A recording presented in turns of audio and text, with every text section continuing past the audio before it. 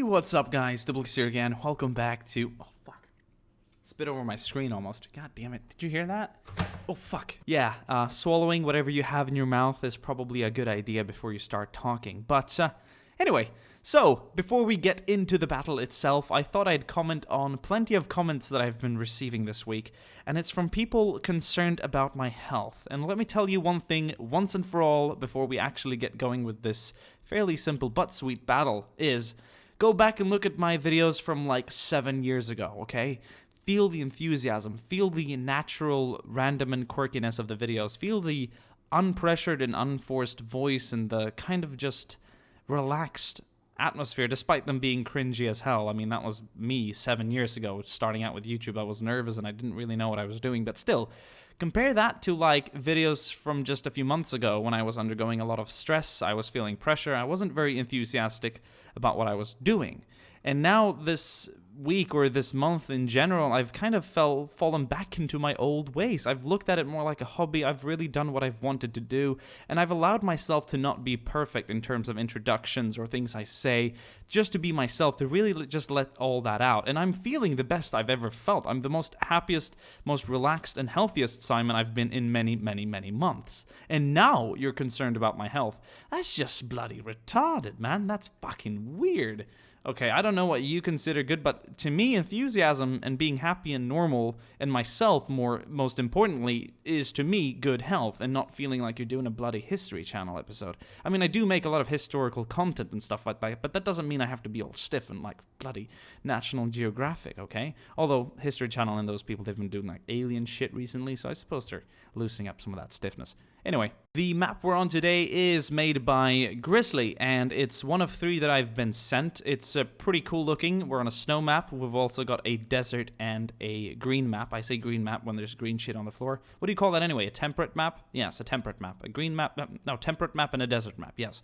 One of them is based off of Endor. I mean, duh, that must be the temperate map. And the other one is just like Tatooine or whatever desert planet you want to see. So, what are we doing? Well, Tug of War. Grizzly has done a lot of Tug of War scenarios for me previously, but I don't think I've ever shown any on my YouTube channel, mostly because he's such a perfectionist that sometimes I don't even get the finished version because he does 48 different versions, and sometimes they're so long, like we're talking over 2 hours of gameplay, that I crash before they're out. But this time, he's done something smaller scale, but if you guys would like to see some of those really insane works of his, then I think we can get that going. He also asked for you guys' opinions and suggestions on future Tug of Wars you'd like to see. It could be for any mod in any era, but he's a master at what he's doing, and these guys are, these missions in Tug of Wars, is that even a plural word?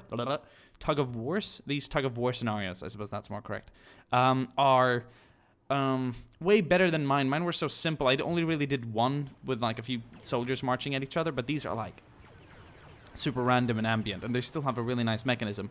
Basically, getting 20 kills gets you 10 men in reinforcement, so both sides need to score 20 kills to get 10 men as backup. So it's going to be a very even battle on this pretty even terrain. I mean, it's not even. The terrain is very bumpy, but it's very evenly based, so to speak, on both sides of the map. I think that's all I need to really mention. You guys have probably noticed an increase in range, and that comes with the map, so these maps really do make use of that long-range combat quite nicely, and it'll be very nice to see how the units handle it. I'd also like to see some more close-range combat, like, so that they're only really fighting when they're this close to each other here, where the mouse cursor is going, you know, this close, yeah. That makes for some pretty gruesome scenes, and a lot of reinforcements can actually make it up to the front then, but both sides will slowly progress towards the center, because that's what they've got to do to win. And whoever captures these ridges and gets in the best position first, most likely secure a victory. I have no idea who's going to win, but right now, who do you think's going to win?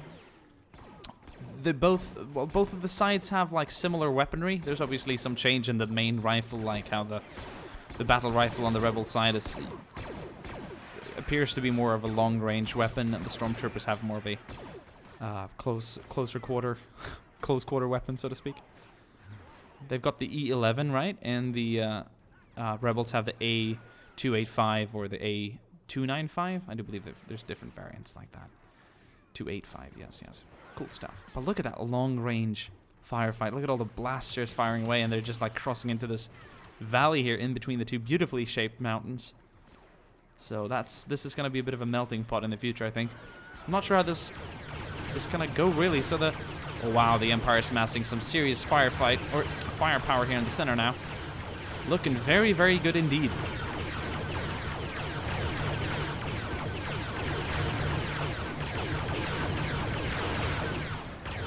Oh boy.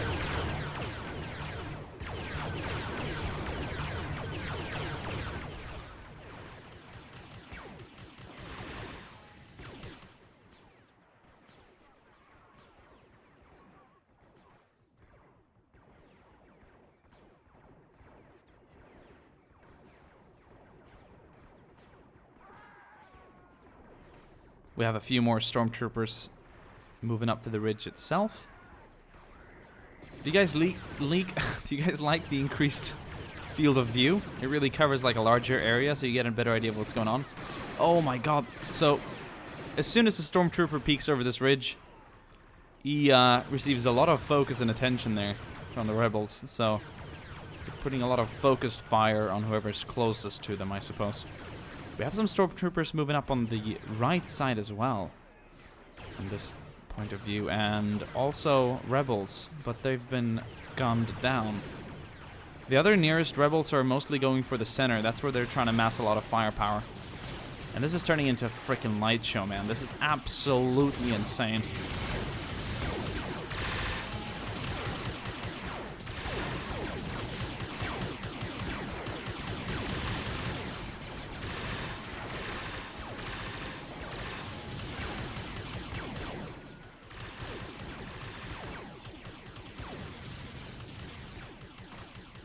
Okay, so how's it looking on this side?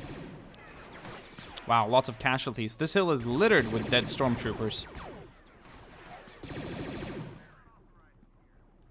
We've got a pretty big wave, though, moving up to the left side, but I wonder if that's going to work in their favor or disadvantage, because as soon as they peek over, they're going to be taking a lot of fire. Honestly, I think they need to let the Rebels do it. I think even just gaining the advantage on this map right now might be a disadvantage for whoever does it, so it's going to turn to work against them instead of for them. And only if the AI knew, but they don't.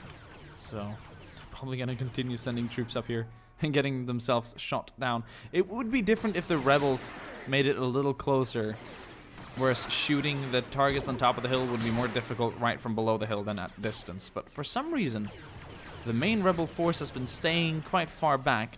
I do think that the Stormtroopers have amassed enough kills now to receive reinforcements. The Rebels certainly have. But whoever starts falling behind will not receive those 10-man squads anymore. And, oh man, the Rebels have definitely received a few squads as reinforcements, as you can tell by the just sheer numbers here. Many of them just started to come in as well from this side. Look at that fire team.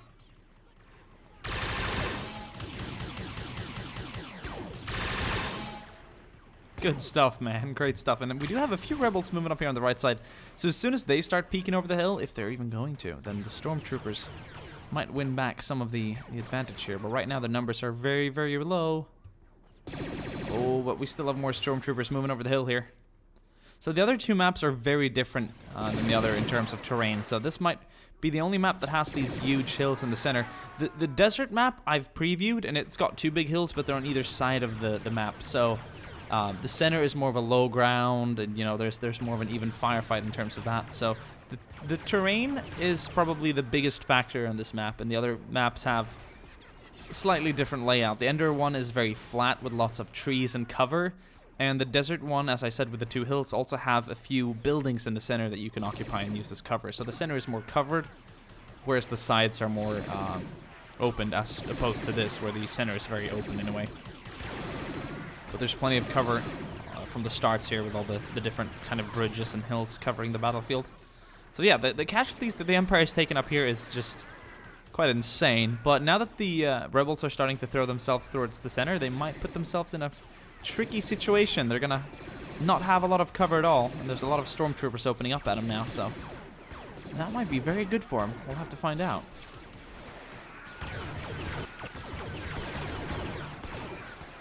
This field of view is really nice. I think it's like 95, so it covers a slightly larger area than we're used to, but it's really nice when you get like a big picture of the battle going like this. All the blaster fire. from side to side. That's the T-21B they're firing. Or is it the TB-21? It's at least got T and 21 in it, and I'm pretty certain it's T-21B. Oh, it's quieting down for a second here. Got lots of Stormtroopers here on the left side, blending in with the terrain quite nicely. And we've got more Rebels moving in for the center now. Severely... Oh, look at that. Just a pair fell quite instantly there to a lot of fire. But some are starting to peek over the hill now. I wonder if the Stormtroopers will... Yes, the Stormtroopers will indeed receive more reinforcements. We have another squad coming in here. So that's going to add nicely to the battle. This might actually change the... this might change the advantage a bit. Oh, I shouldn't have done that. Don't go. It's like waving at his friends like, bye-bye. I'm leaving now. Where do people go when they die in Star Wars? Right? What kind of afterlife do they believe in, if they even do believe in one? I suppose it depends on the planet and perhaps the race or whatever, but yeah, it'd be interesting to know. I mean, there's the Force, which is kind of like a religion to many, I suppose, but yeah. I'm not entirely sure. I'm not that well read on that, like, extra detailed stuff. I'm telling you, the Rebels. They're winning there in the center, but like the ones just trying to inch over the ridge here are getting shot down quite quickly at range. Look at them. Look at them. They got to keep their heads down. But I think if they advance with force, which they are doing right now, oh, this is really interesting. This is really like tense. The Rebels are gaining ground. Look, they're putting some rifles over the ridge. Oh yes. Oh yes. This is really cool. Push.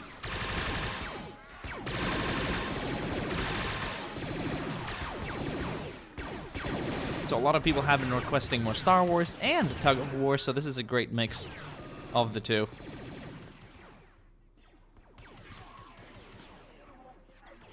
What the hell was that? Did you hear that guy's death sound? It's a little weird. I do believe there's only humans here on the Rebel side. Yeah, I only spot the human race.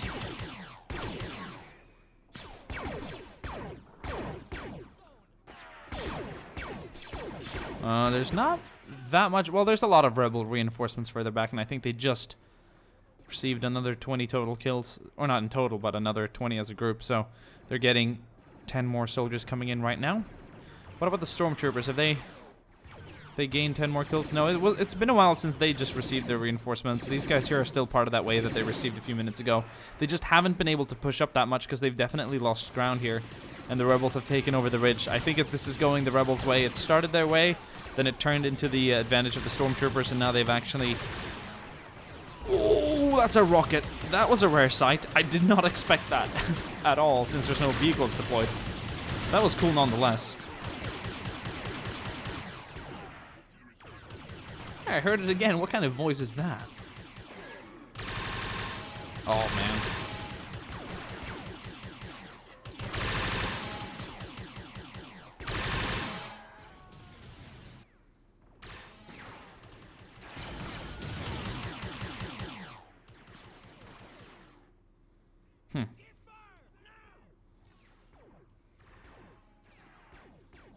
There's a few Stormtroopers back here firing. So, seeing as they're not receiving any more reinforcements, and even if they do manage to gather another 20 kills or whatever's left to the next wave of reinforcements, it could be 3, it could be 5, it could be any number, really. I don't think those 10 men that they will receive will make much of a difference here. That the Rebels have simply gained too much ground here, and they've really done work. So let's take a look at the casualties. The yellow will be the Stormtrooper casualties, and you can really tell that it's been these ridges here that's been a problem for them. And back here as well. Wow, what a collection of casualties. For the Rebels, yeah, quite a big grouping back here, not a huge amount. But then also, of course, here, which is when the Stormtroopers started to gain ground again. They really did start to gain ground. So another idea to keep the battles alive for slightly longer, but this one's been going for a decent amount of time. Certainly not to any of my complaints. Would be to lower the amount required for a new squad, like say 10 kills in total to get one new reinforcement group. Could be nice as well. So 1 kill per reinforcing soldier. Although you can't get it per soldier you kill, you have to kill a group of 10, which makes more sense. It kind of spaces it out nicely. So what a good battle indeed. Nice to see the patterns here of casualties on the field. Definitely looks a bit like modern art. Oh, I don't know. Okay, let's not get into a subject about that. But very nice stuff indeed. Some paint splatters here in somewhat of a disorganized and organized formations. Thank you guys for viewing. I'll see you guys soon again in another video. Look forward to more Star Wars content. I've also got more Warhammer 40k on the way. I'm going to make another video featuring Terminators because, well, they didn't get much of a spotlight in the previous one, and I kind of want to give them one. So thanks you guys for watching, and I see you guys soon again, yeah? Ciao, auf Wiedersehen, jawohl, hey, but that wasn't meant to be a German accent. I just decided to say goodbye in a few more languages. Yes, bye.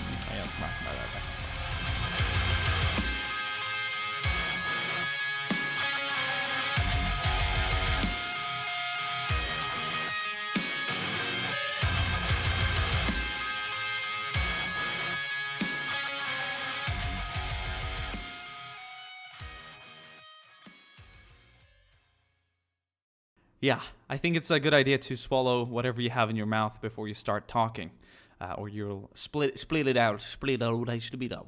Showing the or feeling the enthusiasm for